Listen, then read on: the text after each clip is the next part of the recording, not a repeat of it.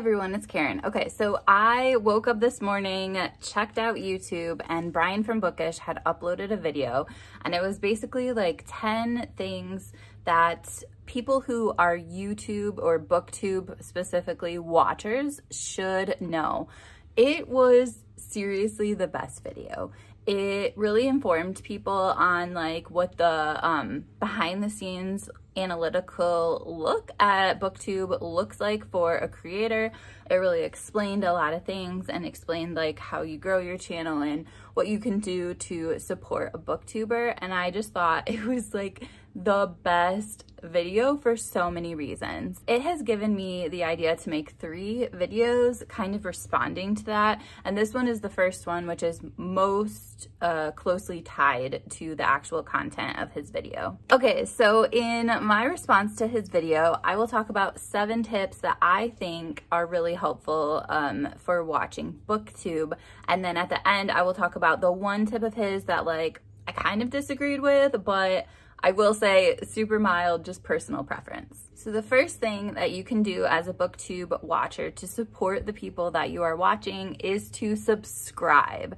Now, my channel has exploded recently for some crazy reasons that I'll talk about in a different video, but I have a lot of people watching my videos that are not subscribed. I will put like a little graphic below so you can see that, but that is super helpful that you subscribe to a channel so that they know that you're there watching, and just the more subscribers that a channel has, the more it helps out with the algorithm. And also because my channel has grown so much so soon, I'm starting to get like emails and stuff from publishers and from their you know, all their people asking if I want ARCs or if I want to be involved in different projects and stuff like that. So by subscribing, you are giving the content creator access to some of those perks of being a slightly bigger channel. Mine's not big, but it's grown a lot, so it feels big to me.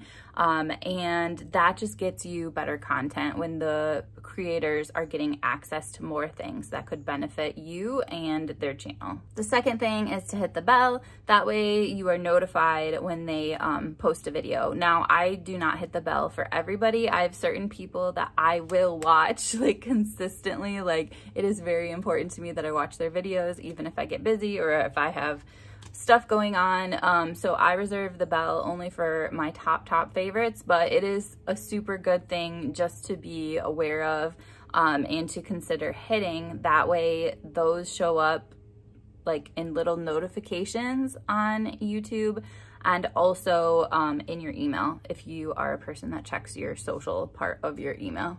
The third thing you can do is to comment and let someone know that you are there. That does so much. I mean, for one, it really helps out with the algorithm, and the comment doesn't have to be long. It can literally be an emoji, just like, hey, I was here, like, keep on keeping on, you're doing great, you know? An emoji can communicate that. The other thing I would say is that the best part about BookTube is the connections to other people.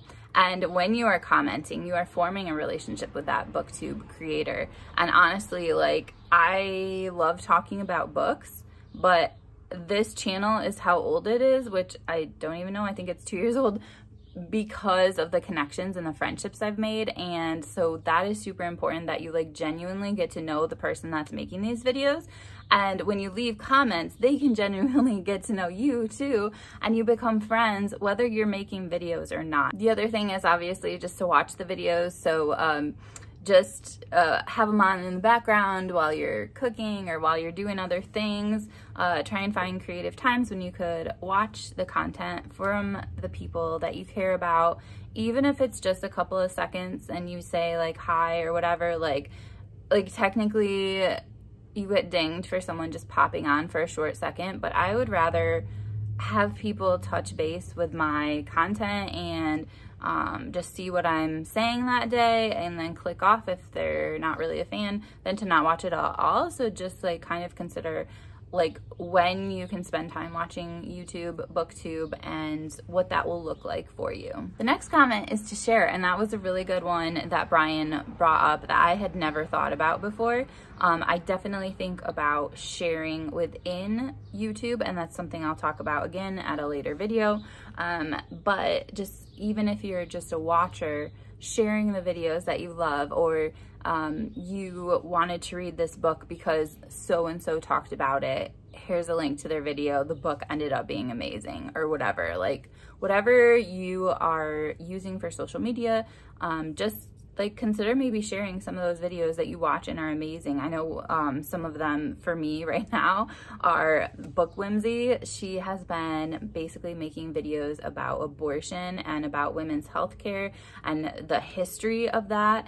I believe that is essentially what her dissertation was on, and she's like so knowledgeable about all this stuff, and she just brings her whole self into it, and oh, it's so rich. And so if you have a video like that that you just think is super important and you're just so glad it's in the world, share it with other people. The next thing is to use their links. So let's say that a booktuber talks about a book and you decide, I need that in my life right now.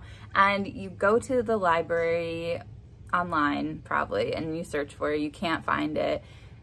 You decide, okay, I am gonna buy this book. This is something that's important to me to own. And I will say, like, nobody on BookTube is pushing books on people. Like, we just talk about what we're genuinely excited for.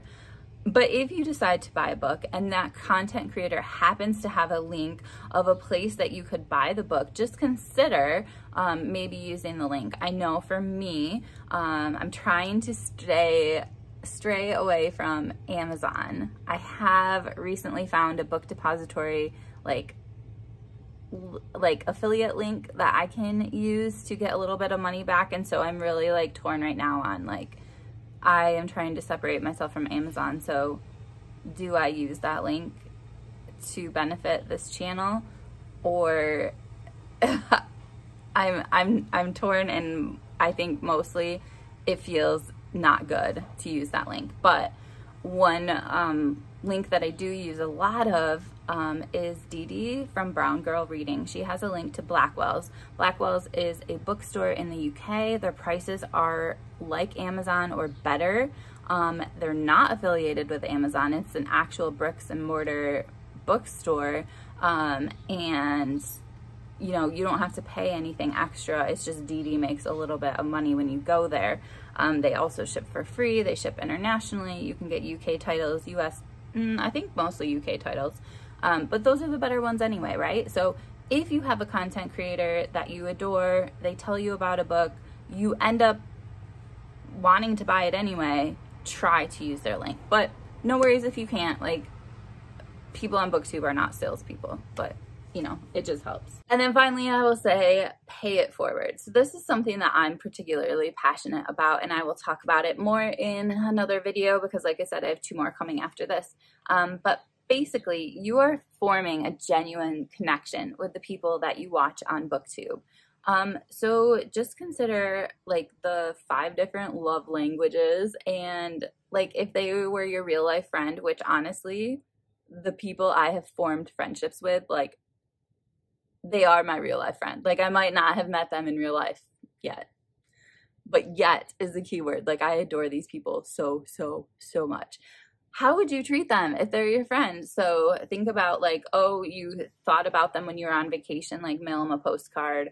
You have a book that you read and you loved, but you're not going to keep on your shelf.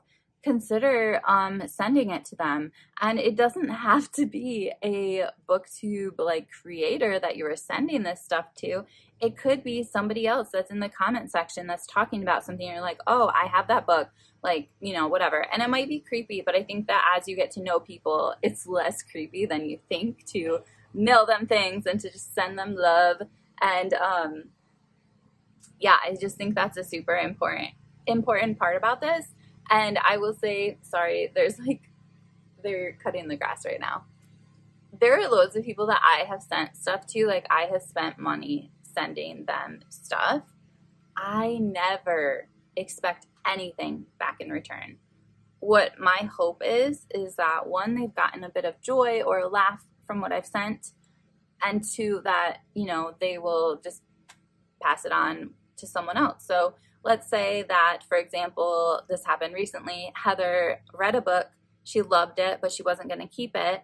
She was so kind to send the book to me. Now that's pretty expensive considering that I live in a different country than she does. But that was just so kind. She put a little note in it, like, so lovely. I may or may not send a book to Heather, but when I have a book that I loved and don't necessarily need to hang on to, and there's somebody else who I think, oh my gosh, they would love this book, like, I will pass it on and send it to them. So yeah, I think that just contributing to this amazing, like, BookTube community and vibe is super important as well. So those are my tips. In response a little bit to Brian, or inspired by Brian, I should say, the only tip that he said that I was like, this is not really something I do, was when he talked about liking videos. So for me, I only like the videos that are something that I would want to look back on later. Because if you notice on your YouTube channel or your YouTube account, even if you don't put videos out, it holds all the videos you've liked in this special file, and so you could go back to reference videos that you find really important. So those abortion ones I talked about, those are things that I think are amazing that I might like to reference later and would be super important for me to like. There are some videos on speech and why sight words are horrible and are not based on neuroscience, and I show that to all the people because people in America think that kids need sight words, and I get so mad about it. Okay, but that video is one I'm going to reference a lot, and so it's something that is important for me to save. Maybe one of my favorites of the year is something I want to save and look back on. To me, the like button is more of a way for me to curate a little, like, binder of clippings of things that I want to look back on. Brian was saying that it's really helpful for you to like a video like instantly, like right away, because it just helps with the algorithm, it helps the content creator out, all that stuff. And for me, you guys can like my videos or not. Like, I don't look at the likes. I don't pay attention to how many people have watched and how many likes I have. And again, just because of my personal way that I handle likes, with me only liking things that I want to reference again later, like, I'm just saying that's one of his tips that wasn't very important to me. But again, that's personal preference. It's nothing I disagree with or anything like that. Just personal preference. So yeah, I would love to hear what you guys are curious about. If you are only a BookTube watcher, like, why do you only watch? Would you be interested in making your own videos? And what are some more things that you might be curious about just from, like, the other end of things? What are some things that you wonder that, you know, haven't necessarily been answered? Yeah. And then if you do make videos, I'm curious, like, what things are most important to you? What do you wish that your people knew? And either make a response to Brian's video or just put them in the comments. I'm just curious what things are most important to other content creators. That being said, I hope you guys have an amazing day, and I will see you later. Bye.